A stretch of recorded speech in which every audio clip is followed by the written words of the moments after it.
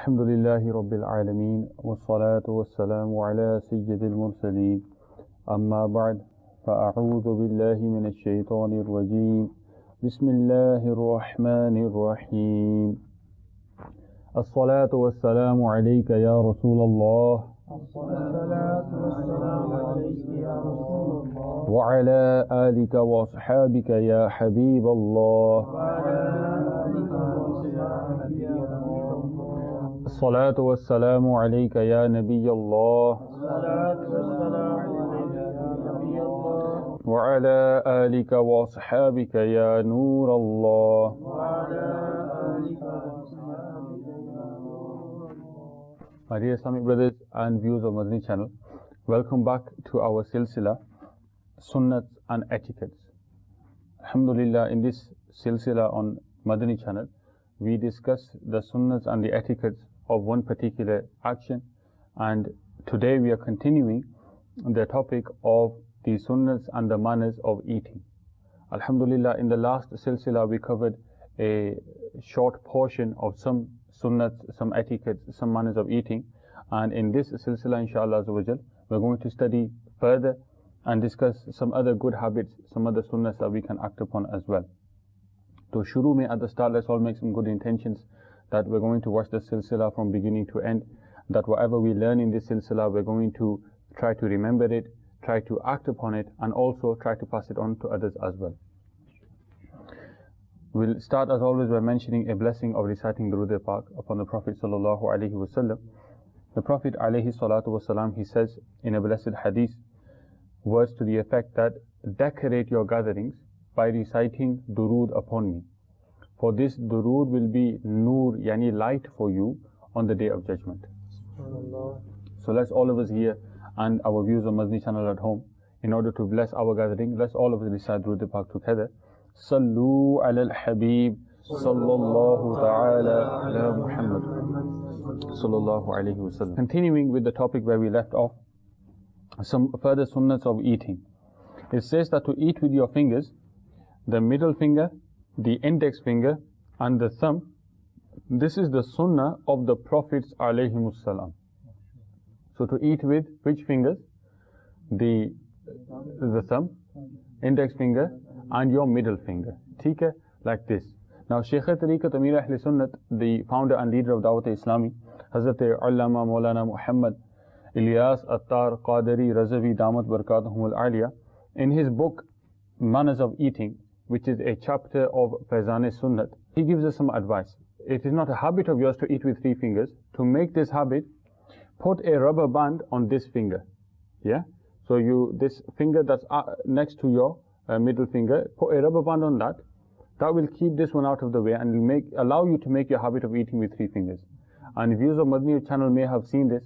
Those brothers who be sat near Shaykh Tariqat, when he eats, then he gives out rubber bands so brothers can make this habit. Yeah. So if this is something that we'd like to do, then it's a way of making this habit as well. Sayyidina Mullah Ali Qari rahmatullahi ta'ala alayhi states that it is a practice of the greedy people to eat with all five fingers. So this should be avoided where possible.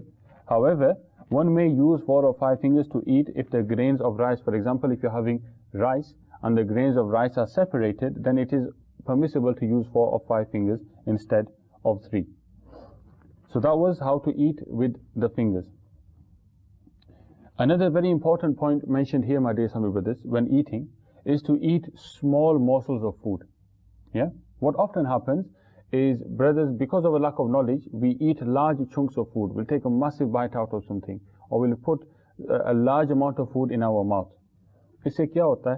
It says here that without chewing food properly, if it is swallowed, then your internal organs, yani your intestines, they are overburdened.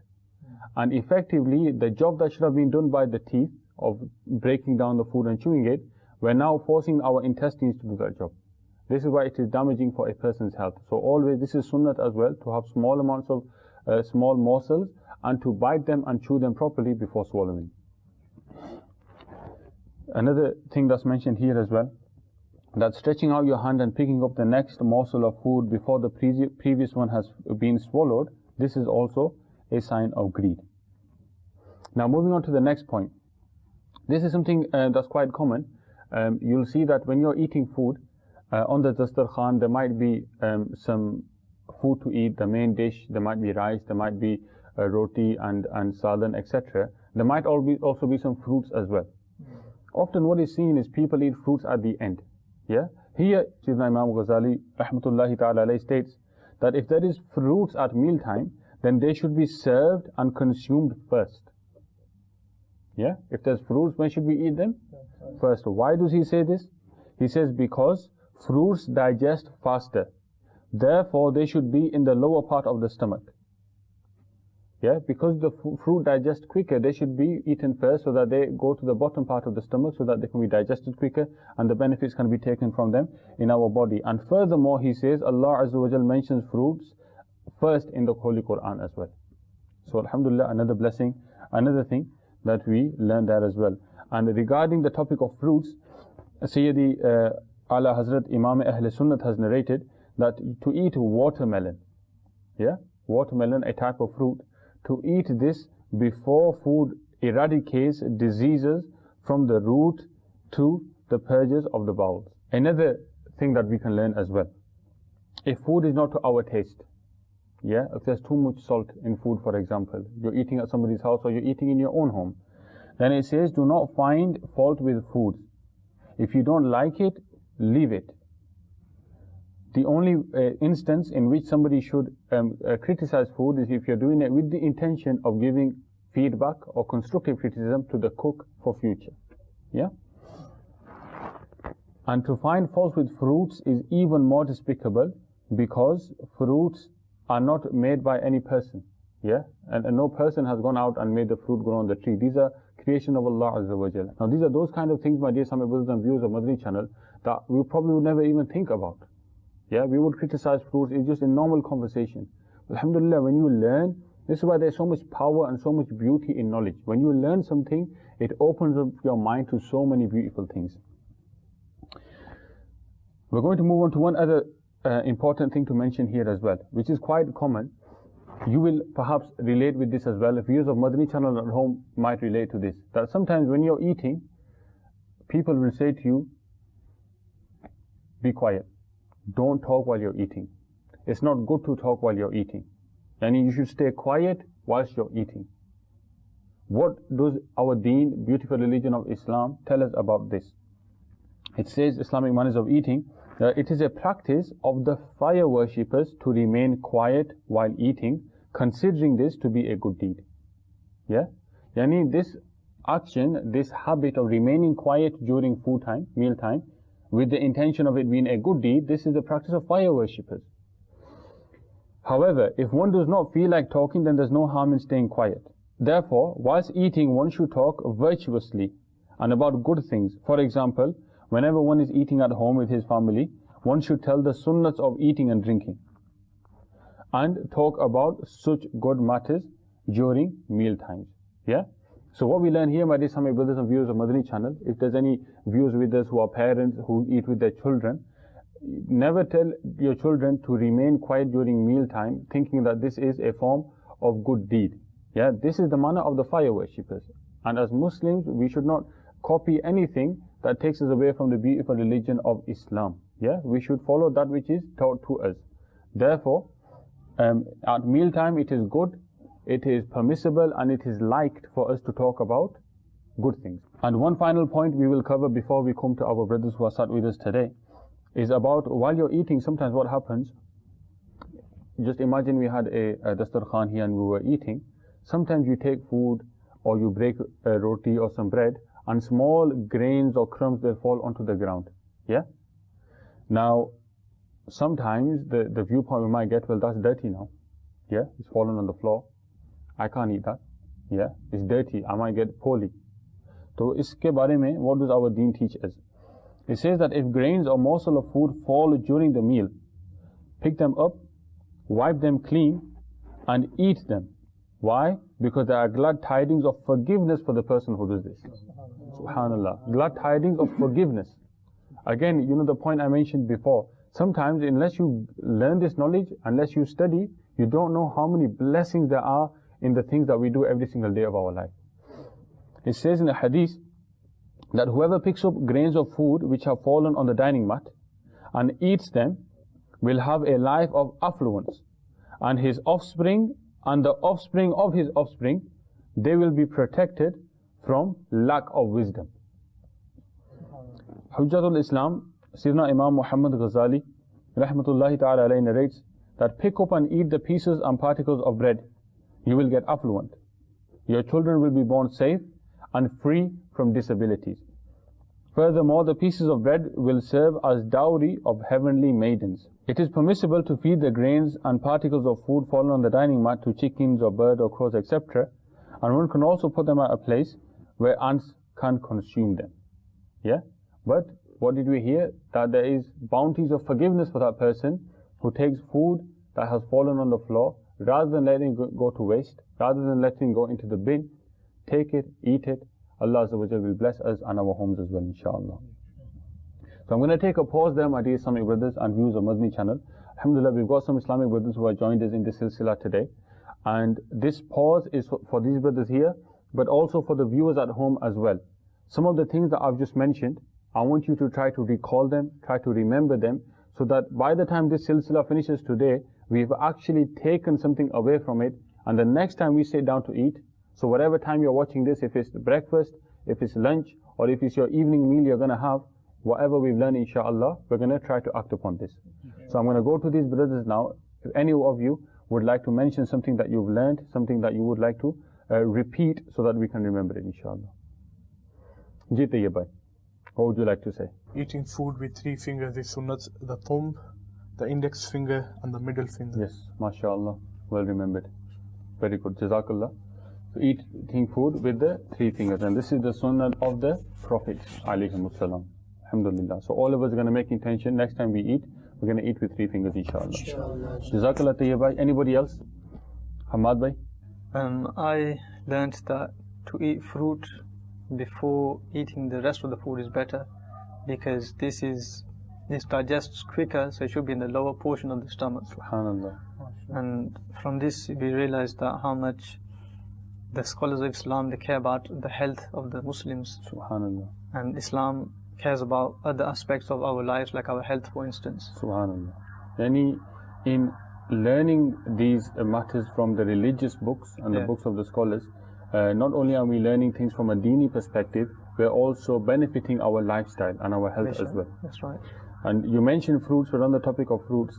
We learned something quite important as well about criticizing food generally, and in particular criticizing fruits that are grown on trees, for example. Can you share with us what we learned about that? We've been told not to criticize food in general, but especially fruits, because they've not been made by humans, because they're directly from nature. So we shouldn't criticize that. That's more daring to criticize fruits. MashaAllah. Jazakallah, well remembered. Alhamdulillah. There you go, my dear Islamic brothers. Alhamdulillah, some of the things we've learned, we're repeating them so that we can revise them, we can remember them, and inshallah we can act upon them as well. Yeah. But remember, knowledge is not that kind of thing that one should just keep to himself. It is something that we should share with our fellow Muslims, with our brothers and sisters, with our families as well. And this is something that we can do in our homes. One of the pieces of advice that we learned today is while you're eating, rather than remaining silent, rather than being quiet all of the time, or rather than talking about useless things or just watching TV, discuss this amongst your family. Talk about the sunnahs of eating as well.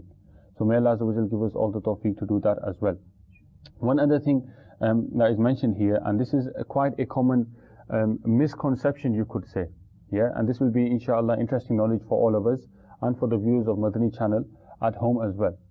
And that is, if you've got food which is hot, food which is somebody's brought you a dish and there's smoke coming out of it, or you're having a cup of tea and it's hot, it's not drinkable at that moment in time, then very, very important it says here that it is not a good habit to blow on that food. Why? Because by blowing on the food, the blessings of that food or that item of food that you're eating, it causes the blessings to be removed from it. So what's the best thing to do? Wait for it to cool down and then eat it. Have some sabr, have some patience, and wait for the item of food to cool down and then eat it at that moment in time.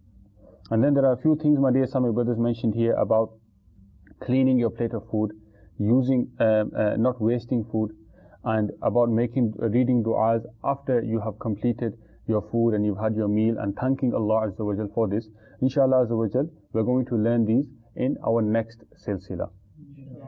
Inshallah Azza wa Jal. The point for us all to take away as a summary, as a conclusion, is eating is something that we do every day of our life. Yeah?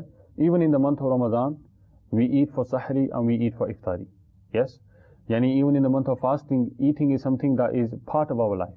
And aside from fasting, we wake up in the morning, we have food. Sometimes at lunchtime we have food. In the evening we have food. We have cups of tea during the day. And this is something that's part of our routine every single day.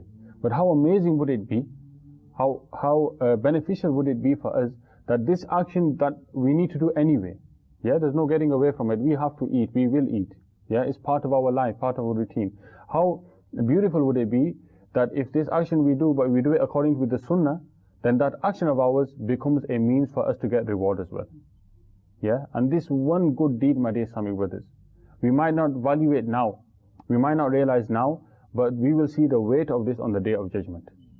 Yeah, so every day we eat is an opportunity for us to act upon the Sunnah, to attain reward, to gain closeness to the Prophet Sallallahu Alaihi Wasallam, to Allah Azza wa Jal as well.